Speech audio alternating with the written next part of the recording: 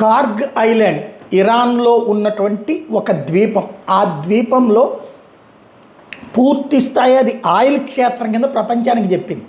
ఎట్లయితే దుబాయ్లో ఉన్నటువంటి ఆయిల్ క్షేత్రం తరహాలో, ఫుజ్వా దగ్గర ఉన్నటువంటి ఆయిల్ క్షేత్రం తరహాలో వాళ్ళ ఆయిల్ క్షేత్రం అని ప్రపంచానికి చెప్పింది.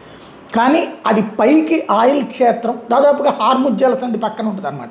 20% ఆయిల్ అక్కడి నుంచి సరఫరా అవుతూ ఉంటుంది. అలాంటి ప్లేస్ని కూడా మేము కొట్టగలమని అమెరికా నిరూపించింది. అయితే ఆయిల్ క్షేత్రం మీద దాడి చేయలేదు. ఆ పక్కన ఉన్నటువంటి ఆయుధగారం, ఆ ఐలాండ్లో 3 వంతులు ఉన్నది ఆయుధాలే. ఆ ఆయుధాలని ధ్వంసం చేసింది అమెరికా. చేసి ఒక క్లియర్ కట్ సందేశం ఇచ్చింది, మేము మీ ఆయిల్ క్షేత్రాల జోలికి రావట్లేదు అని. దీంతో పరువు పోయింది ఇరాన్కి. దాన్ని కవర్ చేసుకోవడానికి ఒక ధోరణి, మా ఆయిల్ క్షేత్రం మీద దాడి చేస్తే గల్ఫ్లో ఉన్న ఆయిల్ క్షేత్రాలన్నీ బూడిచ్చేస్తాం.